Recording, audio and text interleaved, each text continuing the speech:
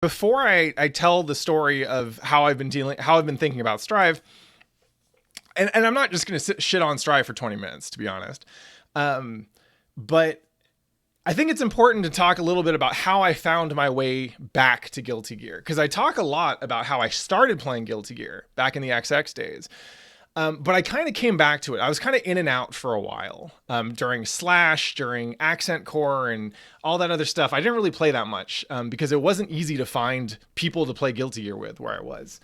And I mostly thought of myself as a Street Fighter player, but I thought of myself as a Street Fighter player because I played CVS2, and CVS2 was a Street Fighter game, for better or worse. Like it was a big tent. It brought in everybody who like, because it brought in a lot of SNK fans, but it felt like a Street Fighter game. And then people stopped playing CVS2, or at least it was harder to find people to play CVS2. But Third Strike blew up, and I didn't like Third Strike, but I liked playing fighting games. And I'd rather play a fighting game I don't really like than other kinds of video games that I might like better, because I have more fun playing fighting games. And I played Third Strike for a while, didn't like it. Street Fighter 4 came out. I was a Hagar player, absolutely. You remember my Marvel 3 team? That's awesome. So I played Third Strike, didn't like it. Moved on to Street Fighter 4, didn't like it, still played it. Moved on to Street Fighter 5, didn't like it, still played it. I also played Exerd when Sign came out, and I played it a little bit and I was having fun because I could do a lot of the shit that I liked to do with Chip and XX, and I just kind of plugged it in, start going. But what happened was, within the first couple weeks, I got absolutely dusted by Nerd Josh and Sanchez playing Elfelt. I think it was Super Effects playing Ram. And there's probably a Sin player in there too. I don't know if it's it might have been Tasty Steve playing Leo or whatever. I don't give a fuck. And in that moment, I was like, yeah, that's what I forgot what it's like to play Guilty Gear. This is absolutely what it's like to play Guilty Gear. I don't know. And so I kind of kept Exerd at an arm's length, right? Like I would enter, because I'd go to tournaments. I go to Combo Breaker, I go to CEO, I go to whatever, and I kind of mess around. You know, I'd play the same Chip shit that I always played, and I kind of kept it an arm's length because I wasn't willing. I wasn't ready to go all in on it, and I felt like, oh, I'm a Street Fighter player. Like I should be trying to give Street Fighter 5 a shot, and so I would continue to play Sign and Rev 1 and Rev 2 and I'd enter tournaments, but I wasn't into it until I was net playing at home one day. And Irene, who, you know, like kind of, you know, was like off to the side, like drawing, commented on how when I lost in Street Fighter 5 net play, I would get really salty, probably angrier than she's ever seen me. And when I lost in Exerd, I was mostly happy. Like I would laugh, but I would generally like hold my L's really well. And it was like kind of, over time it got to be kind of fun to get bodied. And that experience kind of carried over in person as well. So I thought about it then. I was like, maybe I should play more Exerd. Started playing more Exerd, started going to more tournaments, started hooking up with the local scene. I went to like Combo Breaker and Frosty Faustings, and I would just get scraped for hours. I think Eno Boys actually sat me down. We didn't even really know each other. He's just late night Combo Breaker session. I stepped up because I think he was just playing, just waiting for someone or whatever. I think he scraped me for like an hour or two, like super late. We didn't even talk that much, but I was like, this is the best fighting game experience I've had in recent memory. It was awesome. Shouts to Eno Boys. And that was kind of that was the thing that got me back hard into fighting games and back very much into Rev 2, right? The reason I will shill Rev 2 with the enthusiasm of a Born Again, right? Because that is kind of the experience that I had.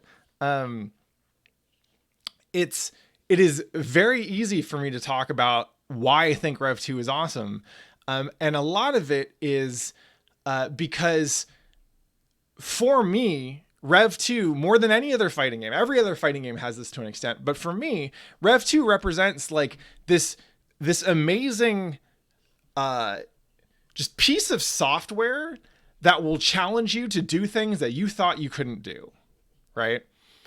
And it's kind of magical. Like the way the community around Rev 2 has been nothing but beautiful to me. And this is, I think, in part because the game is so fucking hard to play, right? Yeah, it's not as hard as Plus R, but it's fucking hard to play. You have to learn a lot of shit. You're going to get murdered trying to learn that shit. You usually need to learn that shit from other people. And if you want to play the biggest fighting game, if the thing that brings you into fighting games, the thing that gives you motivation is that you want to play the game that has the most people playing it, because that means that when you win in that game, or when you do well in that tournament, right? If you get top 8 at a Street Fighter 5 tournament, then it means more than if you got top 8 at a Rev 2 tournament, because the Street Fighter 5 tournament had 1,000 people and Rev 2 only had 200, right? That may sound crass and it may sound kind of stupid, but the fact is that fighting games have hard network effects, right? We want the time that we spend on these skills to be acknowledged as valuable, and the more people who play a game, the more valuable that skill, or the perception of having that skill, has to be, right?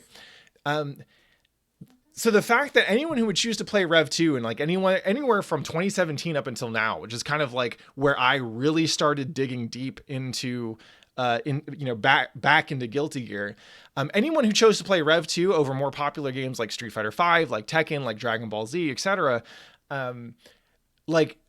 I just knew there was something special about you. There's something that drew you to spend even more time and even more work learning how these characters work and how these games work, than, if you had applied that energy to a bigger competitive fighting game, and because you wanted the success there, right? So that was kind of how I got back into Guilty Gear. And the reason this matters is because this is where we talk about Strive. So I'm going to list a couple of observations. And I want to start by saying that as someone who also works in fighting game development, when I look at Strive, there is, in general, an incredible mastery of craft. I'm going to talk a little bit about some of the things that I saw first, and then I'll talk about, kind of how I see that mastery being expressed. So I'm gonna highlight this with, yes, the lobby sucks and the netcode is awesome. Right? The lobby sucks for all kinds of reasons, and I'm sure it'll get better. But it is not in a good state right now. I think they presumably have what they need to get it in a better state. I look forward to seeing what that state is, because shit was fucking rough, man. There was a lot of shit that was just fucking rough. But, hey, Kyan, thank you so much for the raid. But that's not what I'm talking about right now. In general, though, just assume that if you have a hard time getting into a match, or if there's too much time in between matches in fighting games, then even if the fighting game itself is amazing, your overall experience is going to suck, right? So lobby stuff is really important, and they need to nail it in order to deliver a good player experience. The netcode is amazing. And it's not just, I'm sure Zynak and the crew did a great job in the netcode itself, but it's also that the game has been, as far as I can tell, designed very effectively to work within rollback, so that you have more viable games over longer distances and with more work, right? Swan, there are issues with the way a rotation system works that cut against the goals that they're trying to get at with the lobby, and it's challenging. As someone who has worked in this space before, I can tell you that when I see the lobby stuff, I understand some of the thought processes and the complications that they're trying to deal with. And I suspect that the cabinet rotation system is probably going to be in private lobbies. So the netcode is awesome. Part of the reason it's awesome is because in Strive, you're just making fewer decisions per second than in Rev 2. Or in a lot of other classic fighting games, actually. And so the netcode being awesome, the online play experience being awesome, is actually partially due to compromises in core gameplay. Now, that said, when I look at Strive and I evaluate it, I put my, what is my, game dev hat? I put my game dev hat on. I don't know. Should I have a hat that reflects game development? I don't really fuck with hats. Hold on. It just says game dev on it. Well, here's a hat. We're gonna call this my game dev hat. When I look at well, Kevin, they probably are not changing shit in the next 2 months, because I'm okay. It takes much longer than 2 months to fix most of the shit that's in that was kind of rough in the beta. So it's going to take a while. So overall, in terms of observation, combos are shorter and easier to perform. The character tool sets have largely been drastically decreased and or gated by meter. Knockdown disadvantage is generally not as valuable as it was in previous Guilty Gears. The general possibility space of the game is significantly lower, and this happens in kind of two central axes. One is that the neutral is less about movement and range because they shrunk the screen, right? The camera is much more zoomed in. If you notice, a regular jump in Strive is actually enough to cut off everything but the upper torso and the head of the other character, which is wild. They really zoomed the fuck in. They shrank the overall screen, right? And that means that essentially your neutral is going to be less about like the super finely tuned and nuanced movement and range, right? And more about attack interactions. It's going to be more about hitboxes and hurtboxes and stuff like that because the movement is slower and higher commitment. So Bayo May Cry says, I don't really understand what you need about the netcode being good in part because of simplified gameplay, because rollback in Plus R is great and the game is freaking nuts. Easy. You see fewer rollbacks in Strive than you do in Plus R. Straight up. You have people talking about playing on Wi-Fi. You have people talking about playing on 5G. I think Goichi and Sonic Fox played on Wi-Fi like across the world or some shit. Like the Plus R rollback is good. It's very good. But in Strive, I saw maybe 2 rollbacks in my entire session. And some of those pings had like, 150, 200, maybe even more, right? So Plus R netcode is fantastic for that game, and I'm amazed at how playable the game is. But Strive's the decisions they made on Strive between netcode and core gameplay do a lot. Now that said, so where was I? Yes. The Strive possibility space is significantly lower. In neutral, it's largely because of screen space and movement. So the movement is slower and higher commitment, and the camera is zoomed in. Right? What that means is that you're going to have fewer opportunities to like significantly outmaneuver someone, right? You're going to have a lot more interactions that are defined by like, oh, we clashed and I picked the button that beat your button, for example. The possibility space is also significantly smaller when it comes to offense and defense because Gatlings are limited. Cancels in general are limited. A lot more power is gated behind resources. And if y'all have probably noticed, but the offense and defense situations are generally defined more by frame data interactions than they are like what I would describe as what the fuck is this stupid bullshit, right? So Guilty Gear has always had a shit ton of knowledge checks in it. And the knowledge checks in Plus R and Rev 2, while you can describe some of them in frame data, a lot of them are like, Elfelt brings out a shotgun and does what? Right? Like if you want to understand Elfelt shotgun pressure, you have to understand you have to understand some of frame data, but first you have to understand that there's 2 kinds of shotgun shots, and that she can also run up and hit you with the fucking shotgun itself, or she can unblockable you, or she can roll, or she can pull that fucking grenade, or whatever, right? Like, a lot of the learning curve for defense in Rev 2 or in Plus R is just learning what their options are and how they work. Right? But in Strive, what we're seeing is a lot more stuff around what is this situation, right? And the situations are defined by like, did they manage to get to a button that was plus? Well, if so, you better know that, right? And I don't know if y'all noticed, but Strive cancel windows are much more generous than previous Guilty Gear.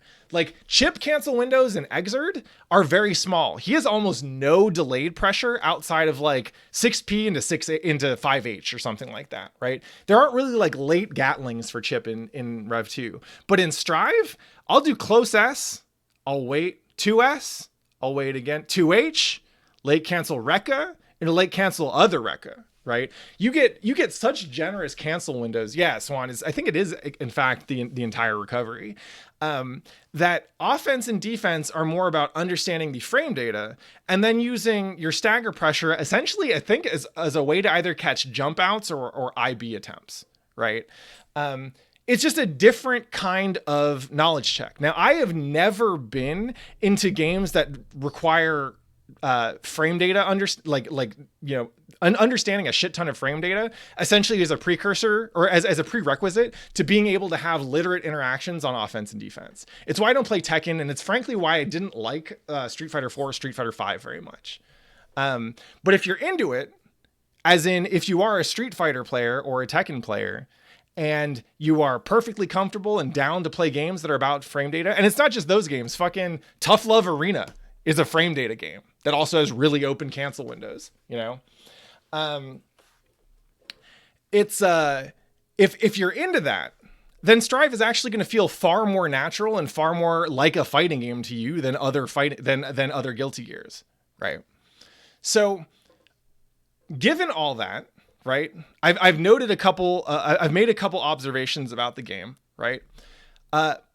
In general, I would describe the overall potential for depth in Strive as significantly lower than other Guilty Gear games.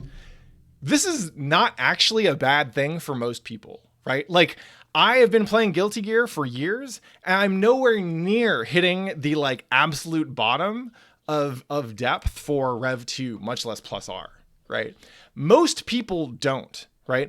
Depth is actually not really a factor for most people who play fighting games, because most people do not get deep enough into a fighting game to plumb the depth to begin with, right? And so when people talk about depth in fighting games, it's kind of depth alone doesn't really matter too much. You need enough of it to keep a game interesting and fun for a long time, right? But the more important thing to me is where you're getting the depth from, right? So you think of depth as more like end game content in an MMO, right? Or any RPG, for example, right? You want enough of it to keep people interested. You want enough of it to go through, right? But if you have too much of it, you're making content that most of your players actually won't run through, right? I played a little bit of Destiny. I saw all the campaign mode stuff. When I got time for the raids, I was kind of like, fuck this. I'm not here for that, right? All the work that Bungie put into the endgame content for Destiny 2, I saw none of that. So when you're looking at fighting games, you don't necessarily want the thing that has the most depth, right? The question is, and this is a question that you should ask yourself when you're looking at playing a fighting game, is where is the depth coming from? And the reason why I describe Guilty Gear Strive as a fighting game that demonstrates an incredible mastery of craft, right? Something like, we already knew that ArcSys knew how to make a fucking fighting game. But the thing in Strive that makes me realize, shit, they really know what the fuck they're doing, is they looked at Guilty Gear and they were like, well, if we want to make a game that's going to pay our bills for this next generation, if we want to make a game that's going to get people bought into our games and probably get us the next generation of licensing deals, is my guess, right? Then... Or maybe it's even bigger than that. Maybe they're like, we want this game to be big so that we don't have to be doing fucking, work for hire licensing deals with other companies. We want people to just buy in big on Strive, right? They looked at Guilty Gear and they were like, well, there's a lot of shit here that people like, but there's a lot of shit that's also keeping people from accessing it, right? And so they made all these decisions, right? They zoomed in the camera to give you a play space that looks more like a Street Fighter or a Tekken, right? It's not quite as zoomed in as Tekken, but it's pretty zoomed in. They took really complicated characters and they tried to cut them down to just the essence, right? They took really complicated systems like air tech. Think about how many different positions and how many different situations you can be in on the screen when you get hit into a situation that you can air tech, right? They took that out and they replaced it with a juggle system that actually looks a lot more like a Tekken, right? And they even when it comes to the attacks themselves, right? And the combos, the Gatlings, the situations you get out of Gatlings, the situations that you get out of like, dropped combos or hit combos or whatever, right? They took a lot of that and they were like, well, we have a smaller box to fit the stuff in, right? The Guilty Gear Rev 2 or Plus R boxes look like this, right? Plus R is probably like this. Rev 2 might be a little bit smaller in some cases, but a little bit wider in others, right? So it looks more like that. And then you got Strive and it's like this, right? And they were like, we will find a way to give you more than other companies do in a box this size. And to me, that's amazing. But it is amazing in the way that someone could take chicken and waffles and turn and extract the flavor of chicken and waffles and put it on fucking Pringles, right? I personally do not want to go deep on Guilty Gear flavored Pringles. I want Guilty Gear. And that's kind of the challenge, right? So here's the thing, is when I look at Guilty Gear Strive, I see the potential to be a really good fighting game. Like, straight up, yeah, there are some issues that you know, experienced players all over the place have identified.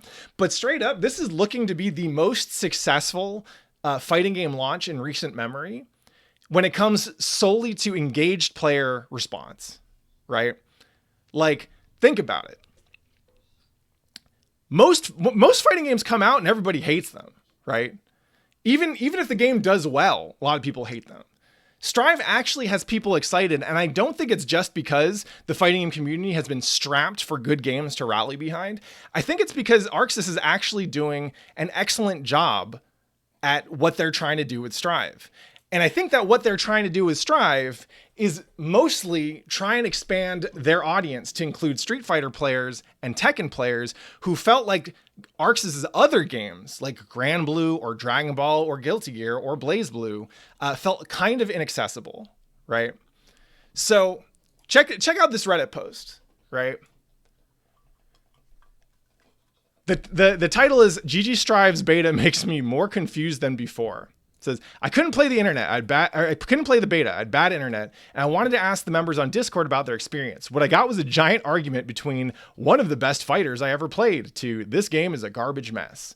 From the beginning of this game's announcement, I got to be railed by positive and negative feedback about it. Every change made me concerned, and now the beta makes me even more confused. I have no idea what I should think about it anymore and are in a bit of a crisis. Could someone help me and give an unbiased opinion about all this? I don't want to wait months until a full review comes out because I really want to get into this series.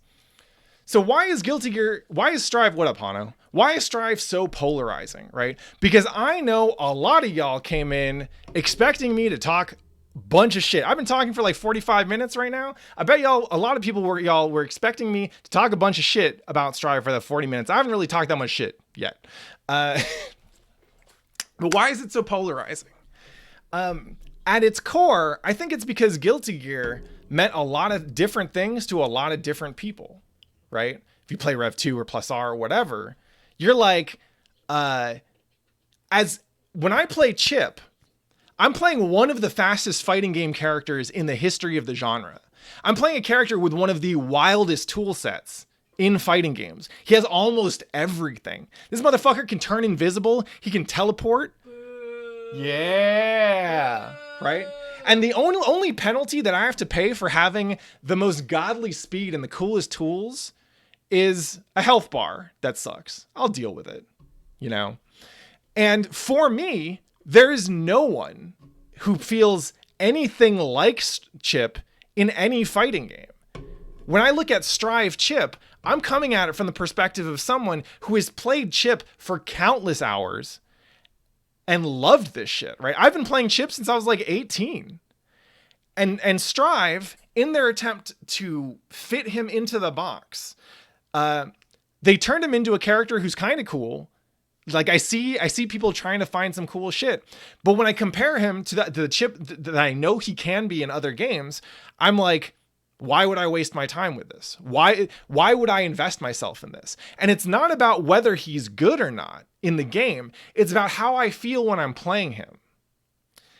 If you came into Guilty Gear and you love Soul or you love Kai, you are far more likely to see less of a difference between the experiences you're used to in Plus R or Rev 2 and the experiences you're used to in Strive. Because Soul and Kai, while they are different, or Leo, for example, they're less different, right? Those characters exist not at the margins of Guilty Gear design, but at the center. And when they reimagined Guilty Gear for Strive, they did it around what they see to be the center. So if you play certain characters, or if there are certain things that you like about Guilty Gear, right? Like metal is another good example. I never played Guilty Gear games for the music. I like the music. I don't give a shit about metal as a genre. I couldn't have told you that metal was the genre of rock that I was listening to when I first started playing Guilty Gear, because I don't know shit about metal. I will listen to it and I will enjoy it, but I don't go in. Some people love Guilty Gear for the metal. They are here for the metal, and the moment that you get less metal, as it did in Rev 2 and as it did again in Strive, the less interested they're going to be. They'll be like, this thing that brought me to Guilty Gear is no longer there. And so I feel like I'm not getting the thing that I want to, right? That's right. Whether it's the music or the art and the aesthetic, the designs, whatever. So when you look at the Guilty Gear player base, of course they're going to have polarized reactions to it, because everyone's here for different reasons. That's the beauty of Guilty Gear, is not that it managed to hit the center, right? It doesn't, like, most people don't have a whole list of characters that they love in Guilty Gear. They have one or two characters and they're like, these two are my favorite in all of fighting games, right? And everything else, it's not really for me, you know?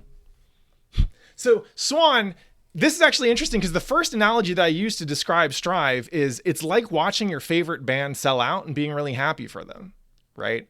I'm happy for Arxis. They are so good at what they do.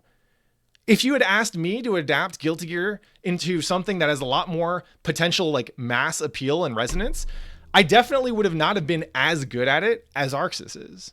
They're fucking fantastic. The mastery of craft that they're showing this is amazing. But they've applied that mastery of craft towards making something that's not really for me. And here's why it's not really for me. So I said earlier on that the thing that drew me to Xrd, more so actually than XX, the thing that drew me to Xrd was that it was very hard, and I wanted to get better at doing hard things. I'd always thought of myself as someone who couldn't really, like, even though I played fighting games for a long time, I've never been an execution specialist. I've never been super much of a lab monster or anything like that. And Rev 2 really helped me get over that and feel like I could be invested in a fighting game because I want to get better at learning how to play this character. And it has almost nothing to do with the competitive scene, except that the competitive scene becomes a really strong benchmark for me, right? I spent a long time playing in Rev 2, learning how to do really hard things. And I would like to continue to do really hard things. And Strive, by virtue of being a game that is meant, and this is what they said in the initial communication, right? They said, we want fighting games to be a bridge between players, right? And they wanted to make the game enable more people to connect with each other. And that's fantastic. But most people are not here to learn how to do really hard things, right? I want to learn and continue learning how to do hard things. And when you give me Strive, I don't look at it and go, oh, wow, this inspires me. Maybe it will. Strive has a lot of room to be really good, right? Like I said, Arxis is super good at making fighting games. And given their skill and their understanding of the genre, this game is only going to get better over time, right? But I don't think it's going to turn into the game that I want, right? I want a game where I get to push more buttons, where my combos require more inputs. I don't want to play games that emphasize frame data. Most importantly, I want to see people do things that I can't do. And whenever I've looked, and you know, this game hasn't been out for a long time, right? It's not even out yet. So I'm not jumping the gun on this. But until I see people playing Strive and doing things where I can't do them, and I would like to be able to do them, I don't think I'm going to fuck that hard with Strive. I'm going to play with it. I'll mess around with it the same way that I played Street Fighter V. And hopefully it'll be less fraught for me than when I played Street Fighter V. But fundamentally, for me, Guilty Gear is a game where I get to feel the gap between me and a stronger player. I get to feel how they move different, how they defend different. They look at the game different. They attack different. They aren't just more right than I am. And when I played Street Fighter V, that definitely felt like a game where when I played better players, the main difference just felt like they were more right. And that frankly just wasn't as satisfying. I want to play games where when I feel like I'm getting bodied, that I'm looking at something I feel like I'm fighting a god, right? I don't think Strive is going to do that. I don't think it's supposed to, because if you want to see human beings performed at the very limit of what human beings are capable of doing, you wouldn't have made a game that significantly restricts the possibility space the way they did. So Solid Gobi says, I would argue that if you have 1,500 hours in a game and can't do everything that your character can do, that might ask too much out of a player. Absolutely. It's a terrible business model. I would never ask that ArcSys makes fighting games the way they do for me, because no one would ever make any money off that. But they did. That's the thing. Their games have done that. And I actually don't think that having a character with a several thousand hour learning curve necessarily affects the experience of the newer player, right? If you're in hour 1 and you can't do, and you know, the character is 100 hours of stuff versus 1,000 hours of stuff, it shouldn't matter. At least not for the kinds of games that I want to play. And remember, because I started this talk about the people who I met through Rev 2. I want to be connected to people who want to do hard shit. I want to go to a tournament and I want to know that the people who are sitting next to me at the setup are learning these characters and they're signing up for a character that has an hour or tens of thousands of hours behind them. Because that shit is tight as fuck. That's why I'm here. That's what got me to Guilty Gear. That is why I'm playing Rev 2. That is why I'm playing Plus R. If Strive has that, maybe I'll start to fuck seriously with Strive. But it doesn't feel like that to me right now. And I don't think it's supposed to. I think that they, over at ArcSys, are doing fantastic work. And frankly, they're also paying the bills. If I was in like a GG Strive pitch meeting and I was like, so consider that we could try and sell a whole bunch of games to Street Fighter players and Tekken players and maybe get a budget to do some real ass shit, right? Maybe we would actually get to pay for all this expensive animation we're doing. And my pitch was like, so we should make the game even harder. We should decrease buffer windows. Let's bring FRCs back. I don't even like FRCs, but let's bring FRCs back, right? I'd probably get fired. Or if not, I probably should be fired, right? But I don't work at ArcSys. They don't have to make shit for me because they're big. They're big now, right? And so this is where we get to the favorite band selling out but being happy for them. I'm glad that they had this shot. Think about how many bands, how many fighting game developers didn't get the chance to try and make a serious mainstream play. This is fantastic for them. I'm happy for them. It is a lot of responsibility to run a fighting game development studio and know that you are working in one of the hardest development genres. People think fighting games are easy to make. Making a good fighting game is hard as fuck. It's one of the hardest things to do in game development. Straight up. Because it's not something that you can just throw money or time at. You need experience, but you also need to be willing to work in a genre that's really niche, has the potential for people to spend thousands of hours, but also has the potential for people to have fun, pay their $60, have fun for 10 hours and dip. So here's the thing. I'm super happy for ArcSys because most studios who came from where they came from would not get to do that, right? The moment that French Bread gets to make a game that is as glam and as polished and as visually impressive and expensive as Strive, right? I will be just as happy for them. But, Swan's saying it's like seeing your older brother grow up and leave for college and stop playing video games with you. Oh, yeah. That's what my sister did. Oh. That shit sucks. Yeah.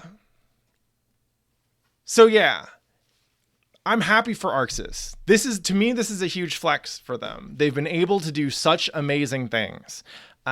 This is a reward for the immense knowledge of craft they've been polishing for decades, right? But it's not for me because it's not supposed to be for me. I will celebrate their old shit till the day I die. I think Irene quote tweeted my NorCal announcement with what was it? Rev 2 for Rev 2. I like it. I feel like we might be able to sell some t-shirts like that. We'll save that for when locals come back. But yeah, I don't think it's for me. That doesn't mean I'm not going to play it. I'll mess around with it. I'll see if there's something that I like. When I played Street Fighter V, I did it begrudgingly, and it ended up being a worse experience for me than I thought it was going to be. But the fact is that as someone who's been playing fighting games for a long time, this shit happens. Fighting games are ephemeral. Yes, your favorite fighting game will last forever, but the community isn't always going to look the same. It will be different. Things change as new shit comes out and new players come out, right? And that doesn't mean you need to leave your old shit behind. Obviously not, right? But there is also value in seeing what the next generation of fighting game players is up to, right?